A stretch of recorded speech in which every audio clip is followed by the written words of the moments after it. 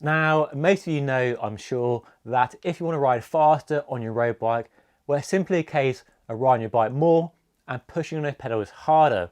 Pretty straightforward. But if you want to train with more detail, more data, and use your time more efficiently, then you can't beat a power meter to make the most of your time. And the easiest way by far to add a power meter to any bike are some pedals like these. So these are the brand new Wahoo Powrlink Zero dual-sided power meter pedals launched earlier this year, and I've been using them in that time to really deliver a long-term assessment of what they are like. So we'll go a little bit geeky, but not too much, don't worry, to see how accurate and consistent they are compared to another power meter. And we'll talk about value for money and price and how they compare to other options on the market. Now, a power meter pedal is the easiest, most versatile, most flexible way to add a power meter to any bike, especially a road bike. You can swap them from every bike, and that's how I've been using these. Every test bike that comes through the front door, I put these on that bike. Give me that ability to use power when I'm reviewing bikes to see how I compare to other bikes and different tyres and wheels as well. And a power meter pedal is just really easy. No swapping the cranks off, no rear hub system, just the pedals and an 8mm spanner, and off you go. So what I've got here are the dual-sided left-right power measuring pedals, and they retail for £850, but they do a single-side power measuring option for £550. But that is quite a bit more money than the Powrlink Asmo pedals here, which are also available in a dual-sided and single-sided option, but it's a lot less money than the Garmin RS200 pedals.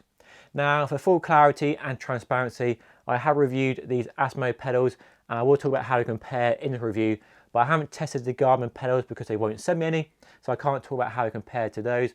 But if you have a set, let me know down below what they like to use, durability, accuracy, and all that sort of stuff.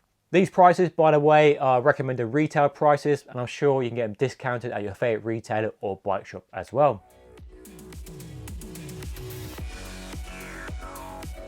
Before we talk about accuracy and geek out on some data, we need to talk about durability right up front, and there's a reason I've taken so long to review the pedals.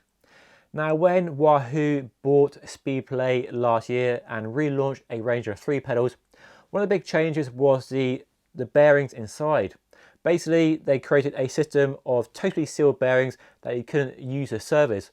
The old Speedplays, you could whip them apart and re-grease, but these ones, you couldn't do that. And there were, unfortunately, issues with the play in the axle and pedal body on those early sets. I had a set right from the beginning, and very quickly they developed play in one axle.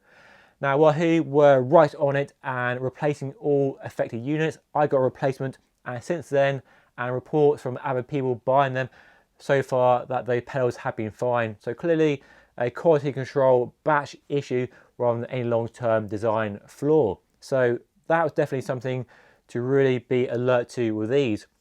But after over 6 months of riding and many thousands of kilometers in all weathers, rain, sunshine, up and down the hills, the durability, I'm pleased to report, has been fine. So no play at all.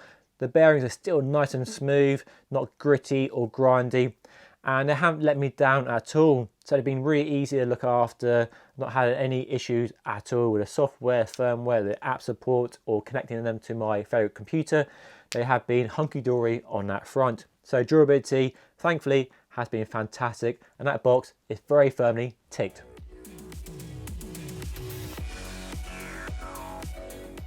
Now let's talk accuracy. And the company claims plus or minus 1%, which is in line with other top-end power meters from Garmin, SRM, and many others. I can't remember names off right now, Quark as well. But testing accuracy of a power meter outside of a lab is really tricky, because basically which power meter is the most accurate, which is the most truthful when it comes to delivering 250 watts at your head unit. So outside of a lab, without the ability to do that, all we can do is comparison testing, which is not quite as good as a proper lab test, but it's all we can do. So comparison testing is the only measure to see how good they are. And I've been using several bikes with a SRAM Quark power meter, a dual-sided crank-based power meter. And with these on the bike, I've been riding my local roads to see how they compare. And here's some data. So this is a typical 1 hour ride up and down a few hills with a few efforts. And as you can see from this overlay, the power meter measuring is absolutely bang on. It's spot on perfect. Through the peaks and troughs, both power meters follow the same line. There's a few bits where they deviate, but only by a few watts. So that is very impressive indeed. So for me, any concerns around these not being accurate have been put to one side by the fact they measure the same as that crank-based system. Now, it's unlikely you're using two different power meters on your bikes. You probably have one set of pedals or one ferret bike with a crank-based system. So how one product's power meter compared to another is probably less relevant to most people, but gives us testers a chance to see how one product compares to another. And in this case, as you can see, they compare very well indeed. Now, on a more general note, consistency is really important, probably more important to one power meter measuring the same as another. Basically, on a Monday, 1 week to another month, on a Tuesday, they have to deliver that same power. So at 250 watts or whatever it might be, it's always the same 250 watts. You don't any drift based on a time of year, temperature, humidity, or anything like that. Because when you're training and using FTP and different zones, you need to make sure you're training in the right zone. And if a power meter is overreading or underreading by 20, 30, or 50 watts, your training will be all out of whack and you'll be training less effectively than you should be. There is a but though. These have inbuilt temperature compensation like most power meters do. But what I found is if you take your bike from the garage or the house where it's nice and warm and the bike's been tucked up in bed overnight, and then take it outside, do a zero offset straight away, I found you can get quite a fluctuation of data compared to other systems like that crank-based one I've been using.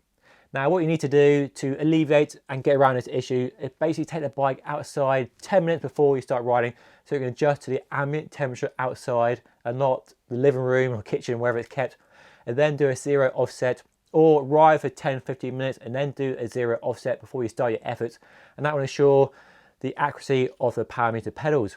I did a ride when I set the zero offset straight away, and as you can see from the data here, the overlay shows about a 30 watt difference between these and the crank-based system. So temperature compensation is built into these, but you need to make sure you let the pedals come down or up to the temperature they'll be used during that ride. Now, once you're riding, that temperature compensation works just fine.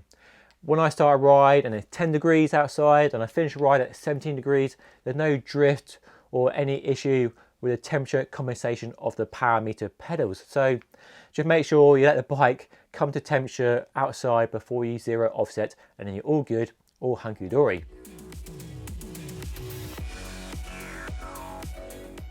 In terms of living with these pedals on a daily basis, and I do use them on a daily basis, every test bike that comes through the front door gets these pedals on them, and I ride my bike pretty much every day to get the miles in, and just because I love cycling, and also I've got loads of test bikes to get the miles in on, and these have been an absolute dream to live with. Now I won't bore you with details of setup. You get a box, nicely presented, a nice instruction manual, and the cleats, if you use them before, they're straightforward. If you haven't used them before, then watch a video or watch a more detailed review. I won't go through the details of how you set the cleats up. But personally, I find the cleats really easy to set up and easier than a 3-bolt system, although it can look more complex at first.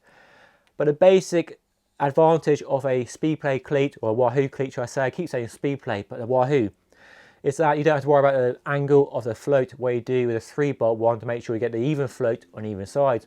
You put the Wahoo cleat bang on the pedal and adjust it fore, aft and left, right, and you're good to go. And you make adjustments very easily. Clipping in and clipping out is fairly different to a 3-bolt system, I'll grant you, but most of you will get the hang of it very easily. The learning curve is very shallow, not very steep at all.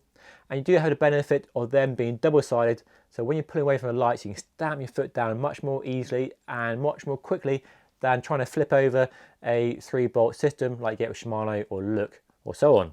The battery can last a claimed 75 hours, which probably isn't as generous as some other systems, but if you do the maths, you're riding 10 hours a week, which is pretty good for an amateur rider, then that's 7 weeks. And I usually charge them up once a month, and for me that's been fine.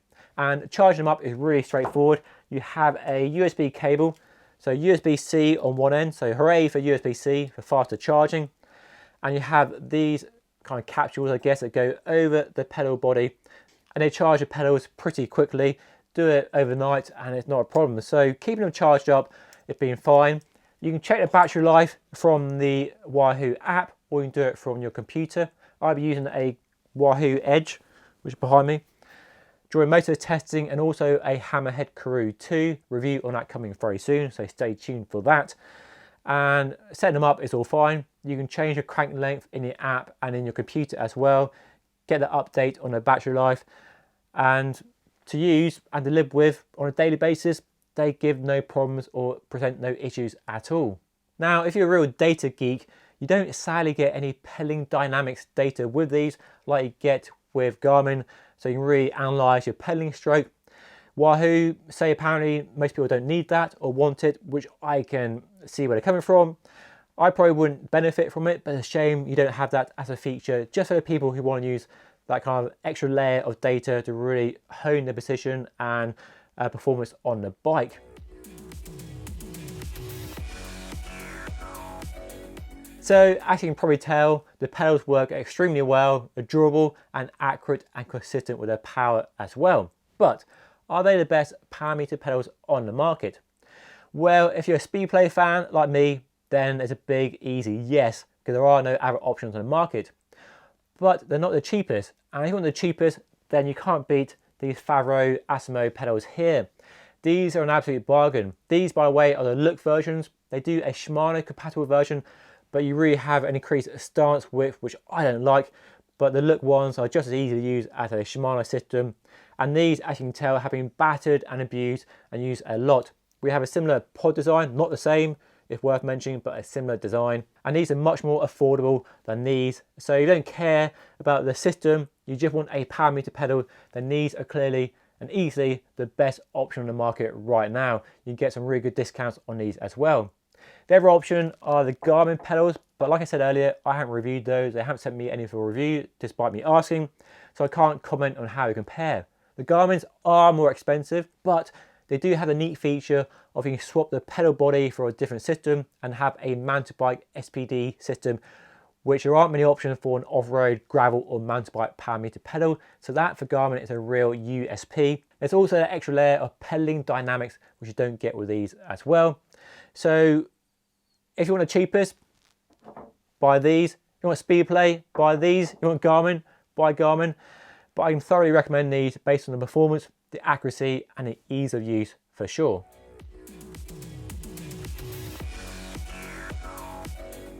So for me, I'm going to stick with these pedals for another 6 months because they work really well. Accurate, consistent, reliable, durable, and allow me to use my favourite Speedplay cleats, which I love, loads of float, and they work really well. And I think they look pretty cool too. But if you're on a budget, then these are definitely worth a look. And if you want to see a review of these, then check the video right here.